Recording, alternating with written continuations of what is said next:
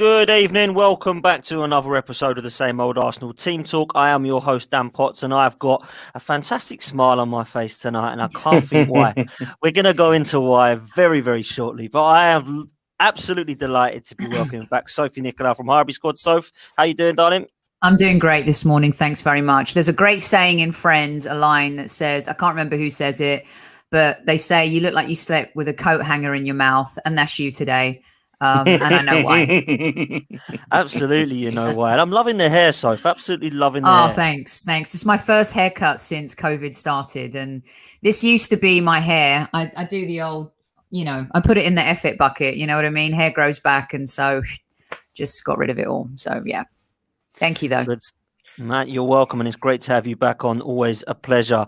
Back again for the Arsenal-West Ham game, of course, is our legendary West Ham friend, Dan Lawless from the West Ham Fan TV. How you doing, bro? Yeah, good, mate. Good, mate. Enjoying the season, of course. So, yeah, I'm loving it. I know, like you said, the exclamation point, obviously, is Spurs tears that are falling. And I've been there like in Shawshank Redemption when he's outside and in the rain and just the tears falling down and just soaking it in. So, very good. Do you know what? It's funny as well, isn't it? Because obviously we've got you on to talk about West Ham, and it could not be more fitting than to start with what happened last night. And do you know what, Dan? I'm going to start with you because obviously, me and Sophie would have been watching the Arsenal game first of all, thinking, what is going on with our football team again? We're looking shambolic. It doesn't look like the players really were too bothered, and I think most of their kind of heads were, we're already through, and let's turn up and hopefully get the job done. But then I turned it over and I was watching it with my dad and he said, you know what? Zagreb made it 2-0. And I said, let's watch extra time. Let's see what happens. And I just could not believe what I was watching. Dan, I don't know if you watched the game, but I know you're not an Arsenal fan. I know you support West Ham. You certainly hate Tottenham probably as much as we do, if not a bit more, some West Ham fans. Talk to me about last night, man. What was going on? Yeah, I mean, it was as the phrase goes, Spursy, wasn't it? Like, absolutely. It's one of them things of you don't expect it, but you're not surprised. And I don't think any of us are truly surprised because it is such a Spurs thing to do. And from a team that back in November were proclaiming themselves Premier League champions, and then now have been dumped out by a team whose manager was in prison. It just highlights. I mean, look, you go back to the performance they gave against you guys on the weekend. Just complete apathy. Just unbelievably one of the worst performances I've probably seen in the league all season. Against you for a North London derby, I couldn't believe it. So when you take that and then you take that into this Zagreb game and them feeling like they've already gone through and they're better than what they are. I think that's the problem. That's probably what they looked at Arsenal. They thought, Arsenal were 10th, isn't it? They're crap this season. We don't have to be up for it. Like, there's something severely wrong in that dressing room, and long may it continue. Well, it's funny, isn't it, Soph? Because we all laugh and we all start to giggle when we see results and Spurs going out. But people might think that are neutral. Why would Arsenal fans care about what Tottenham do? I just want to ask you, Soph, why is it so much for us? Because a lot of neutral fans, like Liverpool fans and Everton fans, Newcastle fans, and other fans of clubs, they're like, why do Arsenal care so much what Tottenham do, and why do Tottenham care so much what Arsenal do? And I kind of always answer it in the fact that, because Tottenham throughout the whole season, particularly this year, have been very vocal when they won the league back in November, when they got to the stage of, Bale was coming home, Mourinho's going to win him a trophy, and now it's starting to collapse again, and it's just quite funny, really, isn't it?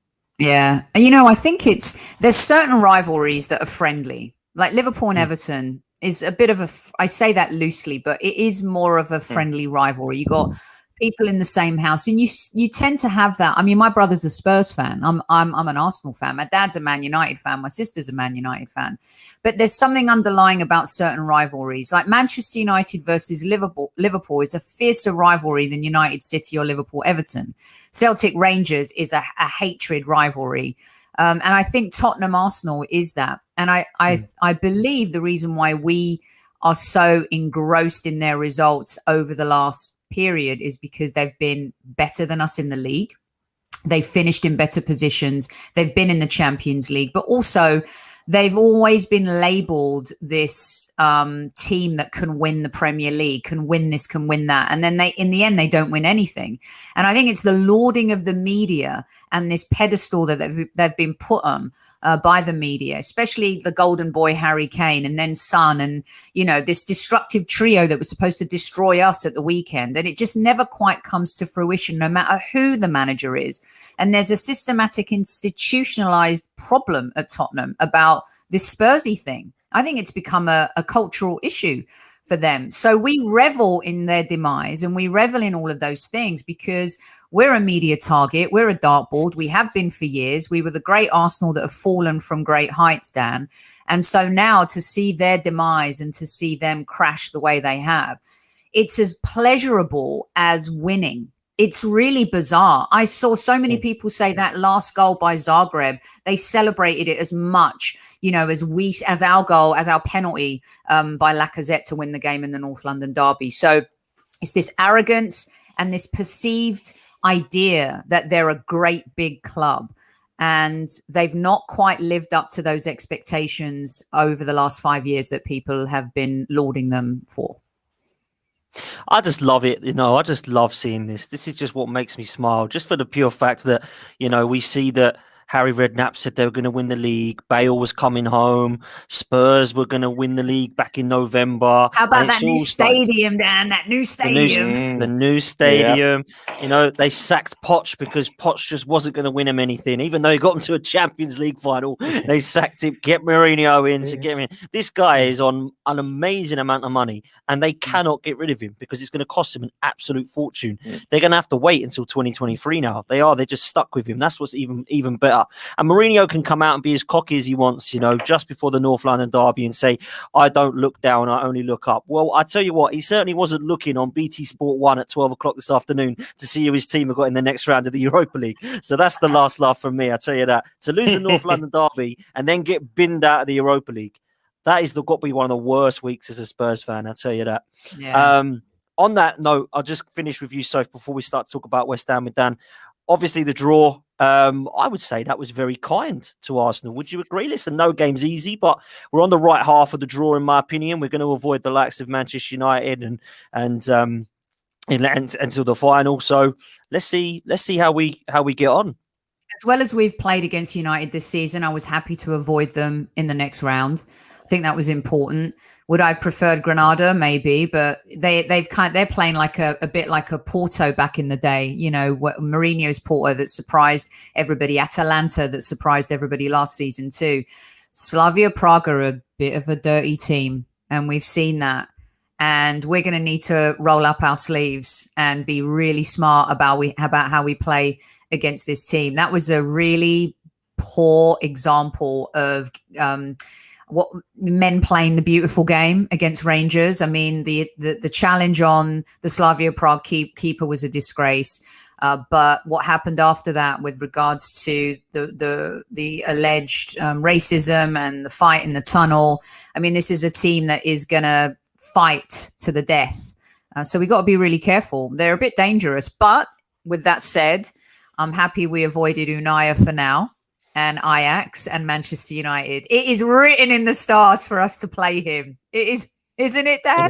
It's going to happen, isn't it? It's going to happen. And let's hope that we're not. Well, let's hope we're smiling after we come off the pitch from him, man, because I don't want him to come back and haunt us. But that's for sure. Obviously, Slavia Prague. Listen, they dumped Leicester out, so they're obviously a good side. Yeah. They've got past Rangers now, and they're gonna give it to us, aren't they? 110%. Of course they are.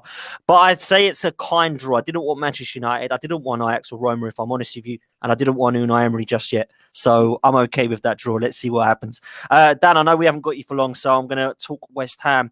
Mate, you must be smiling this season as well.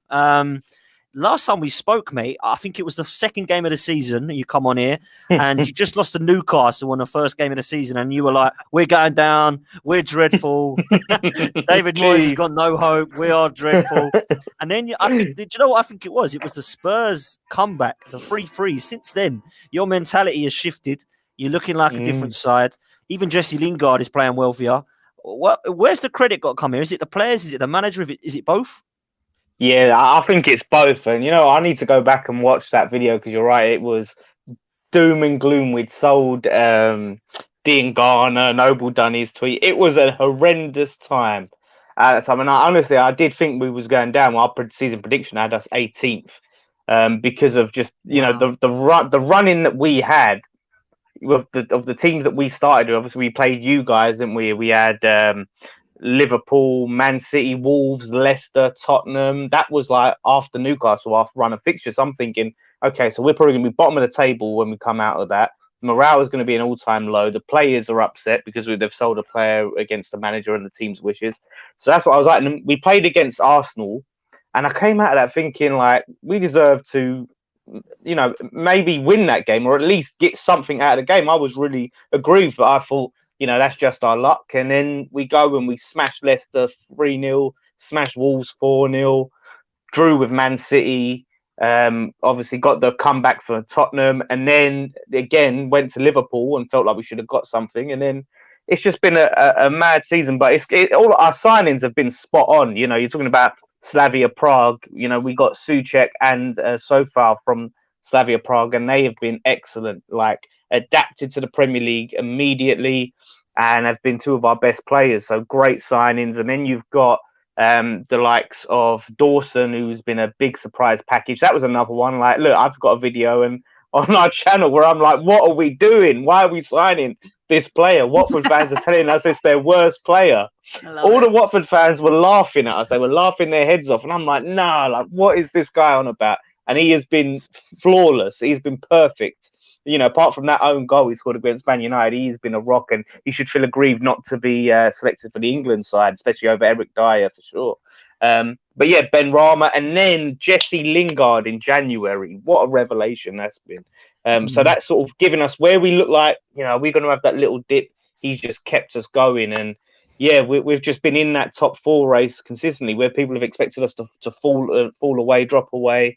We've been consistently in that hunt for top four, and this game against Arsenal is huge. We're looking at this and as a big win to keep us in that race. So yeah, I never thought. Usually it's the other way round. When we play Arsenal, usually it's like you guys are trying to chase top four, and we're trying to maybe keep we're like mid-table or down at the bottom, and you guys need the win to be in the top four, and it's us. So it's bizarre. Like none of us expected it, but we're loving it. Yeah, I bet you are. And to be honest with you, mate, I mean, can you really lose this season now? Because the way I see it is you thought you were going to probably go down or escape relegation. It's looking like top four is on for you. I know it sounds silly, but this season anything can happen. And realistically, people would probably say no, but mathematically certainly looks like you can be in the top four race. If you don't make the top four, you might make Europe. If you don't make Europe, you're going to be in the top half. I mean, is it going to be a bad season, whatever now, Dan, or...? It'll be a massive disappointment if we don't get European football. A massive disappointment just based on how well we've played. The fact that we've been up there in around those positions for a long period of time. If we don't get it and we end up, just outside of it, I'll be disappointed. I think the players will be massively disappointed. They deserve it.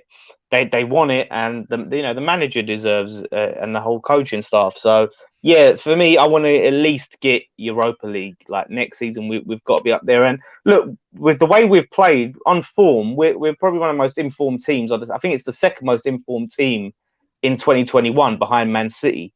So when you look at the form, we haven't really dipped. We've been picking up points consistently.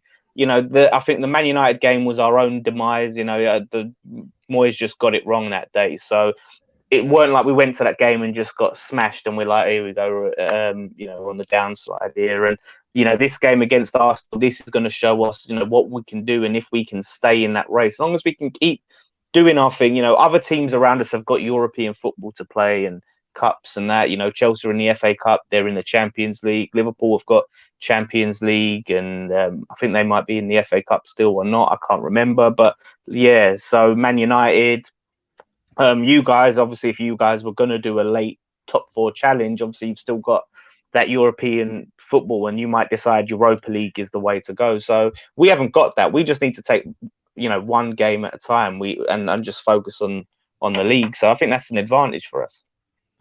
Yeah, I would agree. So if I'll come to you on that, because obviously West Ham have really impressed this season as far as I'm concerned. And who would have thought that going into this game, we'd be like, you know what, maybe a draw is all right because West Ham are playing well this season. What have you made of them this season? I mean, as a London rival, I'm a bit jelly. I'm not going to lie. And to see West Ham above us, I don't think that's happened since. And maybe you can correct me if I'm wrong here, mate. I don't think it's been since 2014. The last time we played you in a match where you were above us. At this point of the season was in 2014, maybe, I don't know, and I think we won that game 2-1, but I'm not sure. So was that the one where Alex Song had the goal disallowed? I believe, yeah, Boxing Day, Day, 2014, yeah. So I think there's something to be cognizant of where West Ham and I think also Manchester United are concerned. Two managers under fire: Ole Gunnar Solskjaer, bottom of the league, bottom half of the table about 15 months ago. Everyone wanted him fired. He was under intense pressure and stress. And, United and the board stuck with him. And you could argue that even though you may wonder, well, how are they second this season? Because they haven't been that great. The table doesn't lie, and they are. And he also got them back to Champions League football in that season, climbed up the table somehow. David Moyes inherited an absolute mess at West Ham. I mean, the owners at the time, the fans protesting. I mean, it was a complete debacle. Once again, West Ham going through this process of disgruntled fans, and rightly so. A little bit of apathy, perhaps from the ownership, not investing money properly. Just a real disaster that he inherited. And then to see what he's done. And the crap that was thrown his way as well, and to handle that the way he did, and to bring in a couple of astute signings. I mean, Souček has been an absolute revelation. Oh, class, outstanding, really great stuff. So that's why sometimes, and you and I, Dan, we haven't been Arteta out. We're going to criticize Arteta for our league performances and where we are in the league. And in the back of my mind, I use the West Ham and United experience to say, hold the Mayo, can he do this?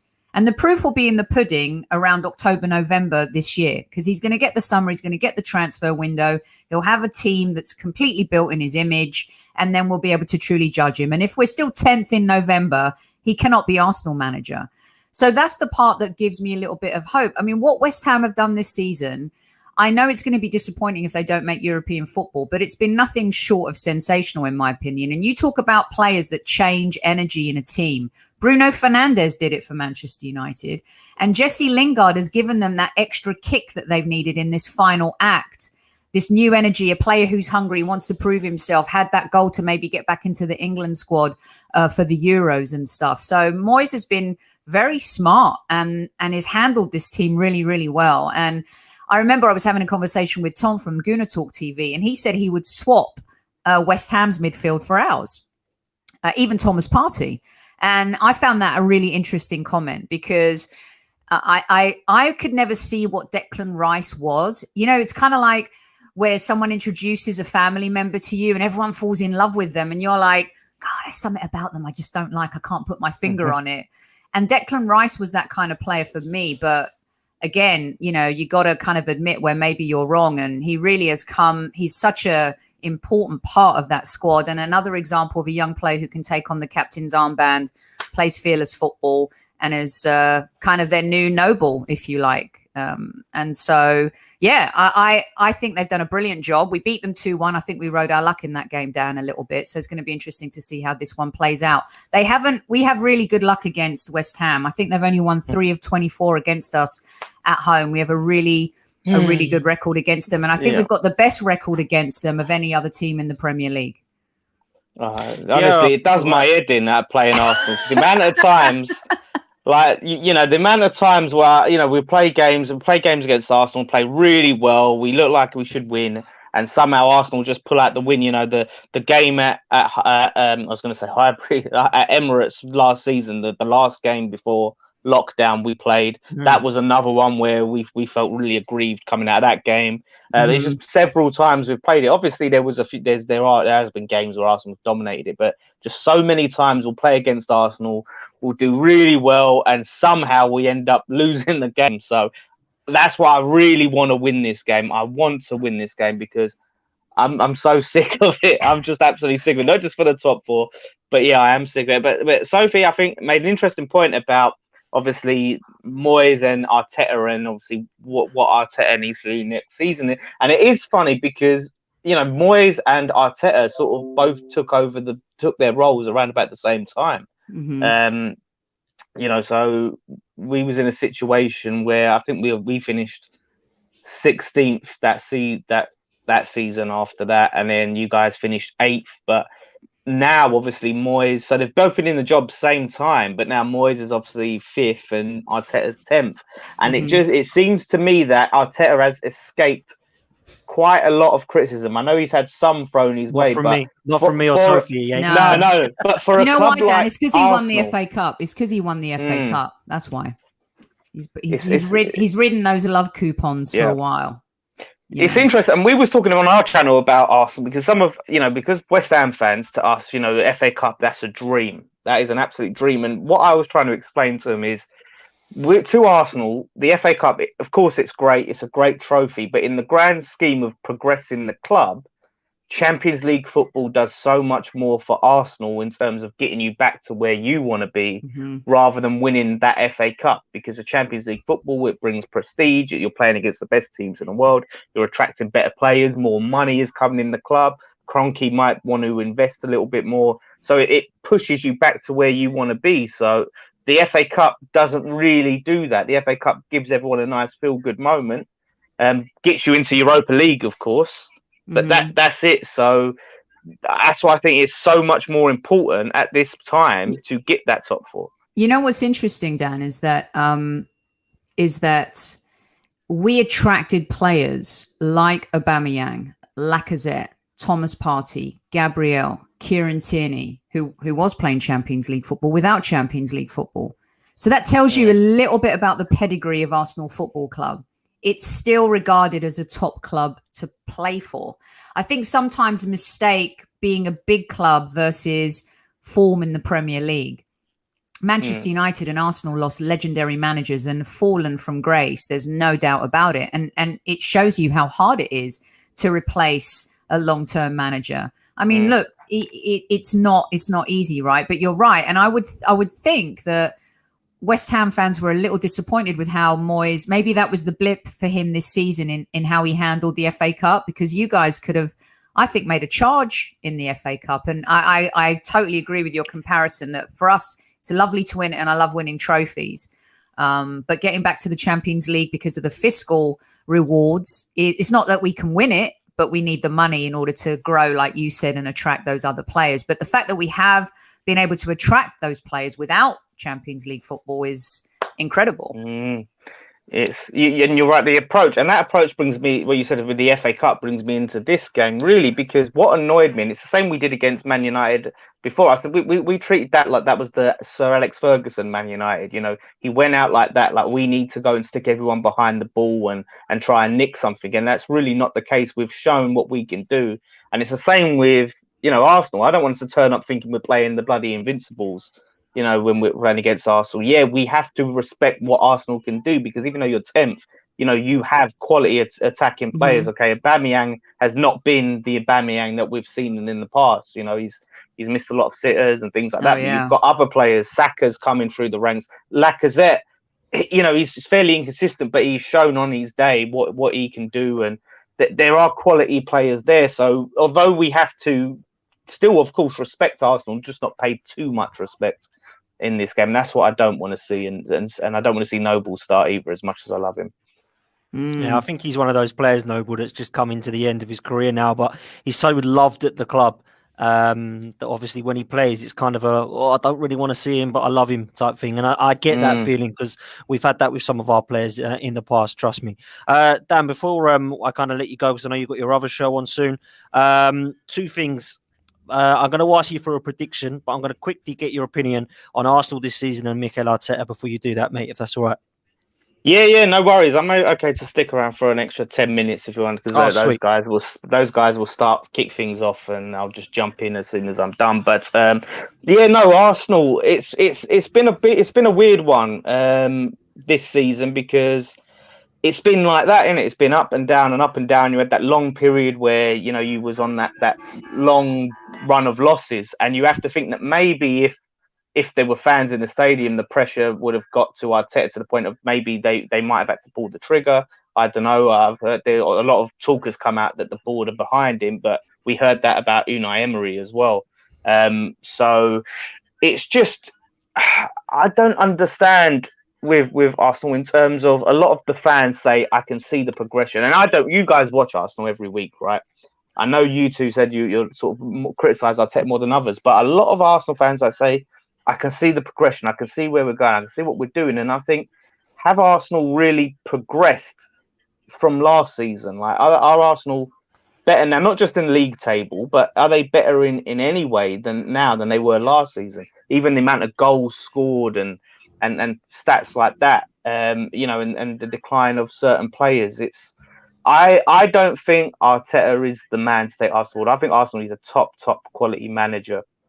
A very high caliber manager. This is his first job in football, and I think the excitement with Arteta is a lot of fans are hoping that they've found this gem. This is and I think young managers, a lot of fans are very forgiving with young managers because they like the idea. A lot of teams like the idea of having a young progressive manager, and I think that is where a lot of people fall into the trap of feeling like maybe Arteta is better than he is because they want him to succeed, because they want to have this young manager that used to play for the club that hasn't managed anyone else, and we've found this gem.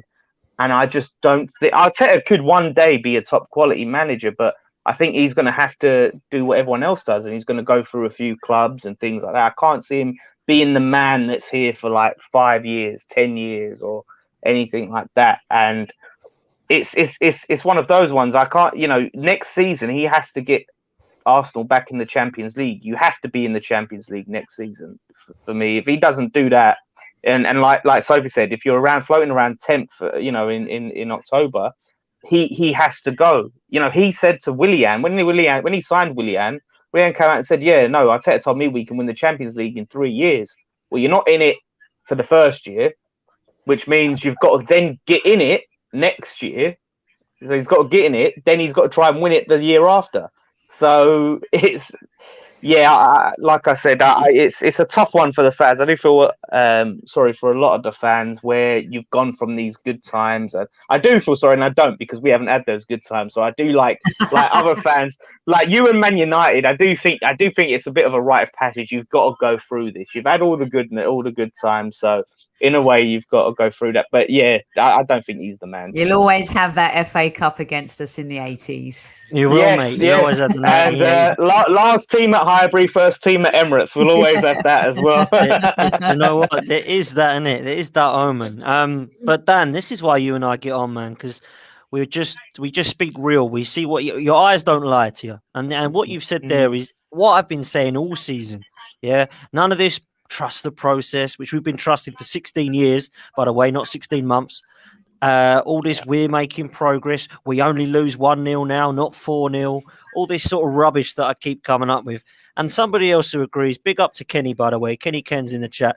Tell him, Dan Lawless, tell him you're taking the words right out of my mouth. Me and Kenny are on the same wavelength for this, and I know that you get on with him well, Dan. Great guy.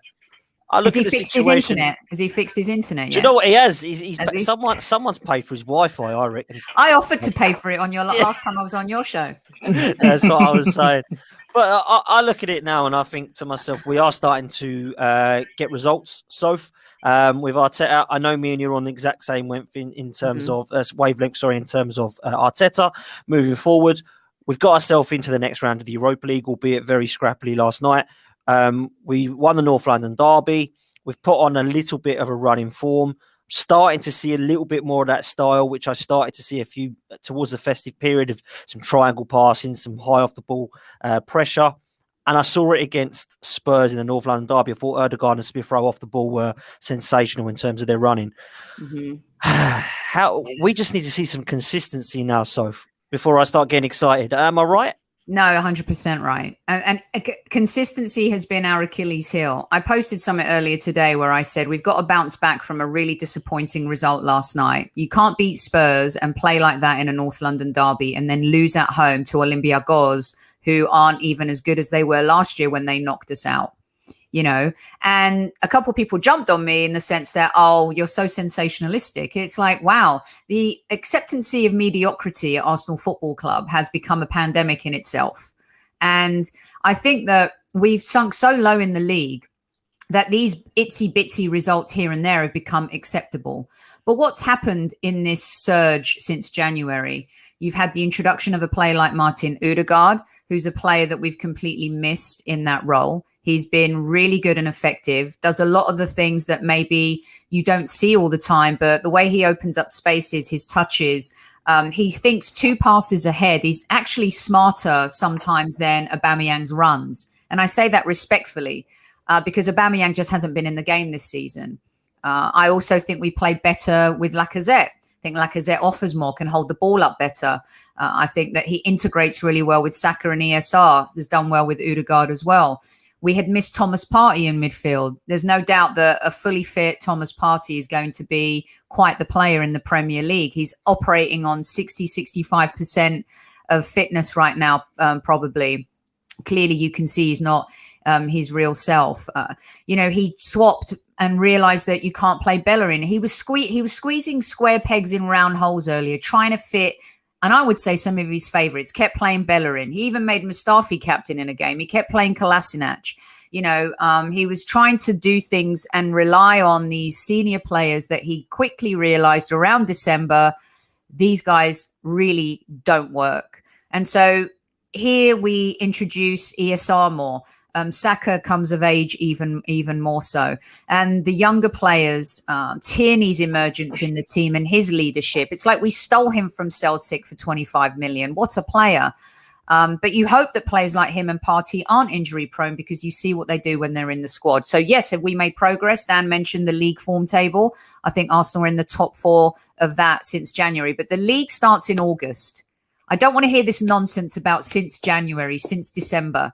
The league starts in August and ends in May. The table never lies. And in the Premier League, we've been weak sauce. And he played weak sauce players. And I'm going to give him the benefit of this doubt, Dan. Every great manager builds a team in their image. Pep has done it at Barca, Bayern, City. Antonio Conte did it at Juventus and Chelsea. Klopp has done it at Dortmund and Liverpool. So I will give him the benefit of the doubt with this summer transfer window. Build the team in your image completely. And like I said earlier, if we are still in the same position in the league in October, he's not the man for Arsenal. But Arsenal fans have every right to question whether or not he's the right man, because sometimes his decisions, especially with subs and how he's a bit like Wenger, makes them too late in games, doesn't change those games, has played safe. And I would rather lose 4-0 to City and go for it than lose 1-0 and play like crap. That's just me. Yeah. And you're spot on. I mean, go on, Dan. Sorry, mate. You're going to come in. No, I was going to say fans, obviously, a lot of the fans wanted Wenger out because Arsenal weren't challenging anymore. They weren't challenging for the league. They was just getting top 4. And then you had these last season, he finished, I think, like 5th or something. And then Emery finished 5th. So those expectations were there. And now the expectations are just declining. So, wanted Wenger out. Okay, we're not challenging. I'm happy with just getting 4th. And now you're so miles far off from where Wenger ended. It's like the expectations of Arsenal fans are in the mud, and it's like you got to realize it's if you're going to be a big club, you need big expectations. I'm hearing Spurs fans saying if Jose wins the Carabao Cup, they still want him sacked. And your expectation should be higher than Spurs fans. It's going to be a high pressure job, and I think managers should come to this football club and be expected to perform and expect to do the job. Okay, it's not going to happen overnight, but look, if you're in the job for 18 months, you want to see a bit of sign of progression, not just okay, so maybe we're conceding a couple of less goals. Okay, you're conceding less goals, but you're scoring less goals. That's not progression. That's just you've swapped out scoring for conceding. You're just swapping that out. So you need to see progression in terms of we're getting a bit closer back to where we were. And like I just don't see it. And I think the fans, like you guys are, need to have expect a little bit more from. I'm Do you not. know what we are, Sorry, though? can I just jump in because someone's saying I'm comparing him to Pep and Klopp. That's not what I said. I'm comparing him to building a team in his image. And when Pep took over Barcelona, he only managed the Barcelona B side. Antonio Conte, I believe, that was his first job managing Juventus. So I'm not comparing them because now we know what they've won. I'm saying every manager needs to build a team in his image. You could argue that Moyes has added that a little bit to West Ham this season. You could say Brendan Rodgers has done that for Leicester City. Nuno at Wolves. You know, that's what I'm talking about, is you have to stamp your style, your authority, what it is, your philosophy is. And I don't think that's happened turnkey yet because he hasn't had all the players that he wants to add to that. Dan, sorry to interrupt. No, you're fine. And what you're saying is spot on, because I hate this. Oh, Arteta hasn't got the players and he's not got the players to play like he wants yet. David Moyes and Brendan Rodgers and Carlo Ancelotti have not got better players than Arsenal. I'm sorry, but they haven't. And I know Dan might disagree in some positions, and certainly I would take 3 or 4 West Ham players 100%. But if you was to ask any West Ham, Leicester City or Everton fan, they would have Arsenal's squad any day over theirs. They'd take Aubameyangs and Lacazettes and Pepe's even. They'd happily have Thomas Partey in their midfield bossing it with Gabriel behind them, Pablo Mari coming in, Kieran Tierney's one of the best left backs that we've seen in a long, long time, in my opinion. The goalkeeper, there's nothing wrong with him, although people keep crying about Martinez, he's still decent. Like, I look at this with Saka's and Smith Rowe's and Martinelli's. Do we really think that that team is not good enough to be better than 10th in the league? That's the way I see it. That's the criminal thing as well. With the attacking players you've got, the fact that you guys have struggled to score goals on you know, especially obviously you went through that period and now you've scored a little bit more than you were before, but not to the level what you'd expect with that attack. And that's the criminal part of it. The players, the team you have are better than 10th in the league. Exactly. Absolutely. That. And do you know what it is as well, Dan? I was going to say this. We are the what if FC, and we always have been. What if we didn't move to the Emirates? What if David Dein didn't leave Arsenal? What if Eduardo wouldn't have broken his leg that year? We might have won the league. And this year it's what if we would have taken our chances? Or what if we wouldn't have got red cards in games? What if VAR would have been on our side? All this absolute nonsense I hear. We are not playing well enough. I'm sorry, we're not. And last night, again, we didn't play well enough. Now, we have been better against Tottenham and against Olympiacos. I thought we were exceptional in the first leg of that and the North London derby. We just need to see a consistent run of games now, and then I'll start to see, there's starting to be a little bit more progression. But while we're sitting 10th in the league, I'm not going to get excited by any means, and I don't think I should do, because for whatever Manchester United result we have at Old Trafford, there's a 3-0 spanking against Villa at the Emirates. For every time we beat Chelsea, we'll lose to Burnley at home. And for every time we go and beat Tottenham, we could go into the West Ham game and get spanked 2 or 3-1. We could do. That's just the way that we play at the moment. And I know that you'd love to see that, Dan. Trust me, that could happen with this Arsenal side. We are not to be trusted, in my opinion. And we're starting to see a little bit better progression, and some of our players a lot better than it has been of late. I'm starting to get excited, by Saka's and Smith Rowe's and Erdegaard's. Of course, we're starting to play a bit better. But I get worried when I see Aubameyang's and Lacazette's lack of form of late. I mean, Lacazette against Spurs, people said he played well. I didn't feel like he did. And Aubameyang last night, I mean, not just the lack of quality, but the lack of being interested in the game. I don't know if the weekend's affected him still for what? He's very apathetic this season, isn't he? Ever since he signed the Ting, he hasn't really done anything. If we're going to be honest, he's been lackluster, and he's a shadow of the player from the 2 previous seasons. His goals, along with Leno's saves, saved us. Those 2 players were our best players in those seasons, and he almost won the Golden Boot twice. His regression is unbelievable and mind-boggling, and it worries me a little bit because his attitude is what started his demise at Dortmund, his productivity on the pitch. I know that his mum wasn't well and he had that to deal with. That is a very difficult thing to deal with. The club were very supportive and patient with him on that front, as they should be. But his bad form has been from the get-go. It's not just from the time of that moment, and it has been shocking. And a lot of people started yelling, play him down the middle. Why isn't he playing down the middle? Well, hold on a second. 2 previous season, he almost won the Golden Boot playing on the left. let's not make excuses. We also are excuse FC as well as what if FC. Lacazette does more off the ball than people appreciate. I'm not saying he's Bobby Firmino, but he is our Bobby Firmino. The way he's able to hold the ball up, interact with the midfield and then the forward line, he creates spaces. He's a very smart footballer, but he doesn't score enough goals. And that's where the criticism comes in from Arsenal fans as that number 9. So I think Arsenal need a striker this season. If it's not going to be Martinelli, we're hearing rumours that Martinelli's being groomed to take on that striker role. I would love to see that. But he's also unproven. It's like when Wenger turned Henry from that, winger position to playing the striker. But I would go out. You and I have talked about Marcus Thuram, a player that we love. He's got that mix of righty. He's got Kevin's thighs. I mean, he's just like a baller, We even talked on our show about having someone like Lukaku who's going to intimidate people in the tunnel from the get-go. His game has elevated tenfold at Inter Milan. Lost weight, works harder as a grafter, again, holds the ball up well, really strong. We don't have that aerial threat, yet we've passed the ball into the box with crosses 600 plus times, and there's no one really on the end of it to header it. Gabriel has made that happen in the last couple of games. So, yeah, I mean, I think that's been our Achilles heel all season, scoring goals, missing chances. And Aubameyang, for me, I would bench him. I wouldn't have started him against Olympiacos. I would have carried on. You can't turn up late for a North London derby, mate. As captain, you can't turn up late for any game. That to me is, and I might piss people off right now, but it is more unforgivable than Xhaka wearing the captain's armband and taking the shirt off and throwing it. Because you know what? In that moment, in that cauldron, it was a mess at Arsenal. He was set up for failure and Xhaka's made mistakes, yes, but he was put in a position and Emery was to blame a lot for that too. And here we are, you're captain and you can't turn up on time for the North London derby against Spurs. And what are you? What? It's just disgusting to me. I'm so put off by him by that. And the fact that he sped off in his flash car after and didn't do the warm down with the rest of the squad. Even worse. So he's on a timeout for me right now, to be honest. Could you imagine Vieira doing that?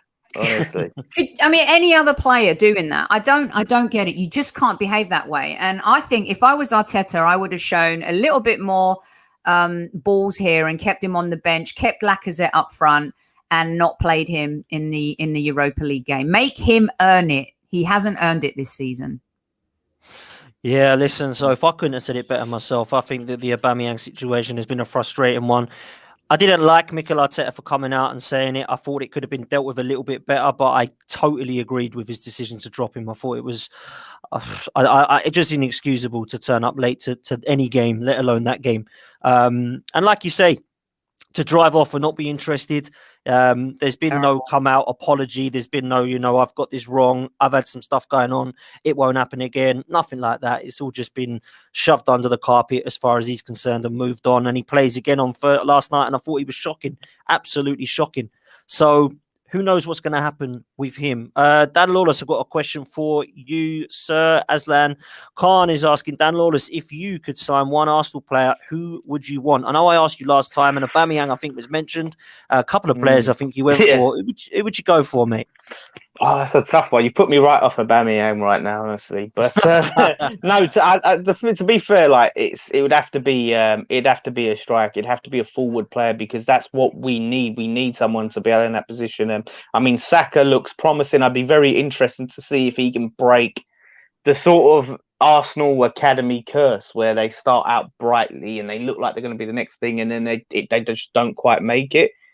On form now, from what I've seen, I'd say Saka. Like I said, and Aubameyang, he hasn't done it this season. Like I said earlier on, I said him, but I'd probably go with a young, hungry player like Saka. I'd say. Fair play. So for same person, same question for both of us, Dan and Sophie. If you could sign one West Ham player, who would you want? I don't know about you, Soph, but for me, the obvious choice is Thomas Souček. I would go for Thomas Souček next to Thomas Partey. Can you imagine the two Thomases killing it? I would take that all day long. We agree on that 100%. TT, Thomas plus Thomas equals Partey, 100%. But we're not going to do a swap deal with you, Dan. Not for Saka. He's not for sale at any price. Get about it. Right. Yeah, no, right, listen, we could just go straight to Slavia Prague, take a few more players there easily. So we'll get another one. You have Tom, you'll have Souček. We'll just go and get another one. Do you know what? Do you know what? Your recruitment, I must admit, fair play to you. That is class, because that Soufal has been really good as well. Obviously, Souček has been top draw, so it would be Souček for me. Dan, before we let you go, what's the prediction for the weekend, mate? What do you reckon the score is going to be, bud? Never know what to expect from this game. Never know. But home form has been brilliant this season. We've been very good at home. We've got Jesse Lingard back, and I think he's going to be very hungry. The fact that he had to sit out the last game and we lost, and I think he's going to be chomping at the bit to get back. So I say 2-1, and I think Jesse Lingard is going to be busting out some dance moves, maybe a Souček set piece, because we are the set piece killers, and then a Jesse Lingard counter attack goal. And we will, I think we'll finally get the win we deserve. So, but you never know. But that's what I'm hoping for. As long as we don't do what we did against Man United. If we do what we did against Man United and we lose, I'll be fuming. I don't care what David Moyes has done up to this point. He will not escape my wrath. But I'm sure he won't. We're going to win.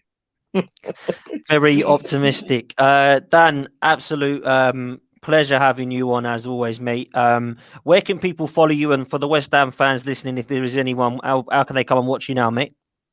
Yeah, so at The Lawless, TheLawless on Twitter, West Ham Fan TV on everything else. We'll be doing a watch along for the West Ham Arsenal game. So if you're a West Ham fan, Arsenal fan, or whatever, and you want to watch it and see our emotions and me being a bag of nerves, then come and join us on the day on West Ham Fan TV YouTube channel. Great stuff. Dan, always a pleasure having you on. Welcome back anytime, mate. You take care. And obviously, I hope you lose tomorrow, Sunday, but I hope you have a good weekend, man. Great to chat to you, Dan. Cheers. Pleasure meeting you, Sophie, and have a good rest of the show. See you on the Highbury squad sometime soon. Yeah, absolutely. It'd be a pleasure anytime. And it'll be good to come back and chat to you again, Dan, as well sometime soon. Legend, Dan. You take care, man. Take it easy, buddy. He's very cool. He is a very cool guy. He's been on a few times, and he will always be quite real when it comes to talking anything about football, not just West Ham and also Arsenal. But so far, I wanted to speak to you for the last few minutes, because if the rumours are true about there being a fallout with Aubameyang, if the situation is true about Lacazette potentially not signing, it looks like he could be off in the summer. Eddie Nketiah, still not really favoured at the moment. Can't get a look into the team. Balogun doesn't look like he's going to stay. He's probably going to go for nothing in the summer. Could we be left in a situation, Sophie, where we have no strikers left at the club in the summer? Is that actually going to happen, potentially? Well, it's Arsenal Football Club. Anything's possible. And we've seen, we've had to give away players this year, Dan. I mean, players, we gave away players for nothing. They left for nothing. I mean, it's embarrassing, but I do believe they have a plan for this transfer window in the summer. I do believe they have an idea of the type of team that they want to build. And it might be in order for Arsenal to really move on, Dan, is to turn things and turn a new page and a new chapter from even the Lacazette. And I think we're stuck with Aubameyang for another couple seasons. Now, I say stuck with loosely because I still think he can be a great player, but he needs to overcome himself and his own attitude in order to kind of, regain his form. And I saw someone in chat ask, hand on our heart, would we have still backed Arteta with that decision had we lost against Spurs? 100%. No player is bigger than the club. No player is bigger than Arsenal Football Club. Thierry Henry wasn't. Tony Adams wasn't. Dennis Bergkamp wasn't. What they did, they became legends of the club. And in true Tony Adams style, they played for the badge on the front and they were remembered for the name on the back. And Aubameyang needs a little bit of humbling, I think. And it's going to be interesting to see what happens with him. Lacazette's an asset. We could actually get maybe 25 million for him. Emi Martinez was an asset. We had to get rid of him. We need the money. You've seen the numbers. It's not easy right now, especially in a COVID world. So maybe Balogun stays if he knows that Lacazette's going. Maybe he's got an agent that's really in his ear. Arteta kind of alluded to that too. But also with Martinelli's emergence, hopefully that will change. But he's injury prone, so we have to have backup. I've always said we need to go out and get another striker, Dan. The good thing lately is that we're getting goals outside of Aubameyang and Lacazette. You know, you got Gabriel and his aerial threat. You've got Odegaard now, who likes to take a shot. You know, you've got the ability to do that, and we've lacked that a little bit. But we need a striker. We need a right back. We need a cover at left back for Tierney. We need a partner for Thomas Partey, and I would even say we need another CB just to be sure. So there's a lot of work to do still for this team. A lot of work. There is a lot of work, and obviously the transfer window in the summer is going to be absolutely huge. You know, whoever's our manager, wherever we finish, the summer's going to be huge. And it doesn't matter whether we win the Europa League, we don't win it, we come absolutely miles behind in the league. We still need a huge summer. And the players you're talking about there are spot on. We need a backup for Kieran Tierney at left back. We need a right back. We need a centre back to partner Gabriel. We need a partner for Thomas Partey. We need a creative midfielder in front of him, in my opinion. And we need a centre forward that is better and an upgrade on Lacazette. And we can talk about Marcus Thuram and Edouard to be that player. We can talk about Houssem Aouars and Buendias and Bissoumas from Brighton. The reality is, how much money have we got to spend? I don't know. This is the answer. I really don't. And I think we are in a situation where we do have to sell before we buy, because we've got Torreira and Guendouzi. There's rumours about Elneny and Chambers leaving. Obviously, Lacazette and Bellerin look like they could be off. That's 6 players already. You've got Kolasinac, who I hope doesn't have to come back and we can find a club for. That's 7. So that's 7 players that hopefully we can get out the club there that have just rolled off the tongue. That's without delving deep into the loans and did stuff you mention like that. Willock and Reece Nelson? Willock. There we go. So we're looking at loans potentially, or even players to sell there as well. Eddie Nketiah, what's going to happen with him? We don't know if he's going to stay as a kind of third choice or if he's going to go and get a new contract to Arsenal and then go out on loan for a couple of seasons. There's a lot to do. There's massive surgery, of course, but it doesn't stop my thinking that this team still shouldn't be 10th in the league currently. So let's hope we don't stay there. If it does get to the stage, though, Soph, where Aubameyang is not happy, I think he's going to stay whatever. I watched the open mic of Kieran Tierney after the North London derby, and that shouts out, "I am your captain." As soon as I saw it, I loved it. This guy's my favourite player, and everyone in the chat will probably start taking the mick because I always go on about how much I love him. But this guy is by far my favourite player, and the reason is not just his quality, it's his mentality. In fact, it's more than just, it's actually his mentality I love more than his quality. The passion, the fight, the desire. Without Aubameyang, this guy looks like the leader and the captain on that pitch. He's bossing David Luiz around. He's telling Gabriel when to go up. He's talking to Thomas Partey, saying, concentrate, concentrate. And he's screaming at the strikers, saying, we've got to take our chances. How many chances do you need? That is what I want to see from everybody on the pitch. And I'm getting it from a 23-year-old legendary left back that I think will be one of the best we've seen in the shirt. This guy's got to be our captain, Soph. When I go to bed at night, I pray for all of my family and friends to be healthy, happy, safe. And then I pray for the fitness of Kieran Tierney and Bukayo Saka.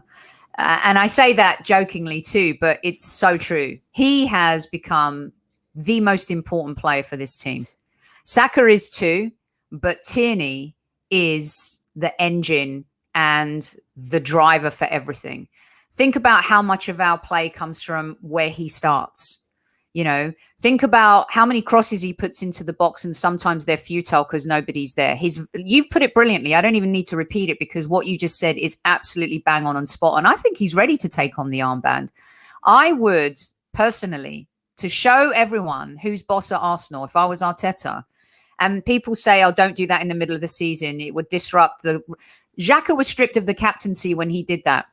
Nobody had a problem with it. Aubameyang should have been stripped of the captaincy after the North London derby.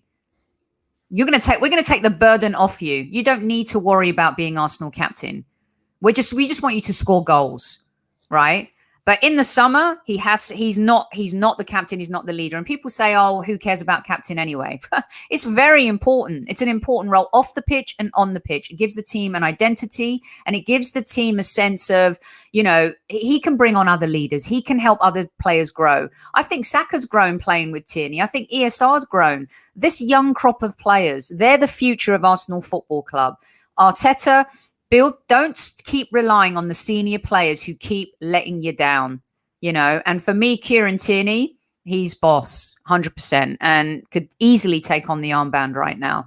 And he cares. He shows that he cares. And there's a big difference.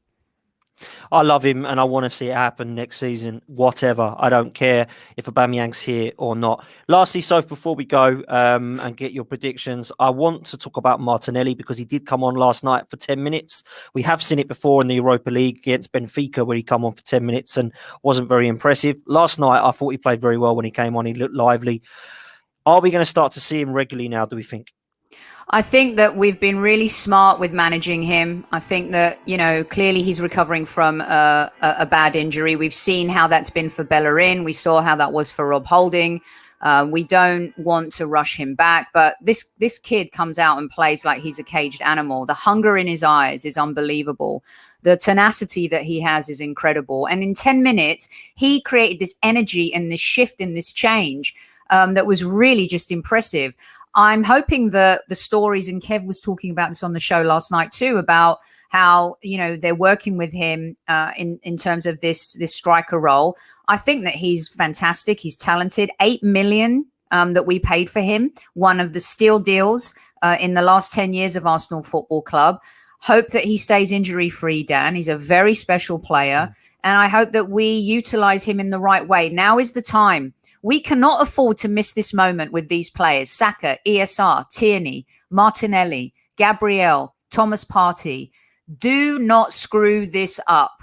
We've done it in the past. We had Sanchez, Cazorla, Ozil, but we never really built around those players. We never went and got the defensive midfielder, the centre-back. We have to capitalize on these players, Dan. And if we don't, shame on us. Hopefully history won't repeat itself. And hopefully now we've got the right manager and Edu in place to at least give it a go. The summer will tell us a lot about where this team's going. Absolutely 100% spot on, Sophie. Prediction for the weekend before I let you go. Prediction for the weekend, I'm going to say 2-2. I fancy a draw. I think West Ham are going to be reeling after the 2-1 loss earlier in the season. I think that we're coming off a negative result against Olympiacos. They're coming off a negative result against Manchester United. I fancy a draw, 2-2. I'm going to go 1-1. I don't fancy 3 points, unfortunately. I think West Ham are going to come at us very, very hard, and I think it's going to be difficult. So I'm going to go for a 1-1. Sophie, you're heading over to Highbury Squad now. Yes, how can everyone follow you over there? Yeah. Thank you very much. Come join us at the Highbury Squad. Going to go on air in literally 1 minute as soon as I hang up from Dan. And you can follow us at Highbury Squad on Twitter. And thanks for having me once again. Always enjoy talking football with you, Dan, and really enjoyed the comments from the chat room as well. So thank you very much. Sophie, thank you. We will let you go because I know you've got to Thanks, shoot mate. off. You take care, Soph. See you later. Bye-bye. Guys, 208 of you in the chat. Please all like the video, all subscribe if you haven't done so already. And please go enjoy Highbury Squad. Go and speak to Sophie and Casey and Amanda, and we'll talk all things Arsenal. We'll be back on Monday night where hopefully we have got 3 points against West Ham. Fingers crossed. Until then, take care and up the Arsenal.